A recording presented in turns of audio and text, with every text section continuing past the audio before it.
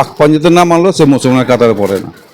পাক পাঞ্জাতনের ভিতরে কি আছে? হুজুর পাক সাল্লাল্লাহু আলাইহি সাল্লামের অংশ না, মা ফাতেমার অংশ না, আলী রাদিয়াল্লাহু অংশ না, হযরত ইমাম আলী সাল্লাম, হোসেন আলাহ সাল্লাম, এরাই তো পাক পাঞ্জাতনের একজন। তো ওরা দুনিয়াতে কী করে গেছে আমাদের জন্য? আমরা কি করছি? ওরা কি ইচ্ছে করলে পানি খেতে পারতো না?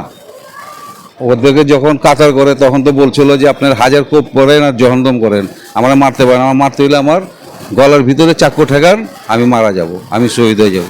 তা আমাদের ওদের জন্য যদি আমরা মহরমের 10টা দিন রোজা রাখতে পারি, ওদের জন্য যদি আমরা গম মনাতে পারি, এটা পৃথিবীতে কিন্তু সবচেয়ে বেশি খুশির দিন হলো মহরমের চাঁদ মুসলমানের জন্য। কিন্তু আমরা একটা কারণে আমরা কমজোর হয়ে গেছি, 10 তারিখে মৃত্যু, এটাতে আমরা কম শিখতে। নইলে আমাদের মতো এনজয়ের মাস এর চেয়ে ভালো মাস নেই। মুসলমানের জন্য এনজয়ের মাস এর চেয়ে ভালো কোনো মাস নাই। ওই পয়লা বৈশাখ, 31 এসব হলো বেধর্মী গো। মুসলমানের জন্য হলো পয়লা মহিলা সবচেয়ে বেস্ট।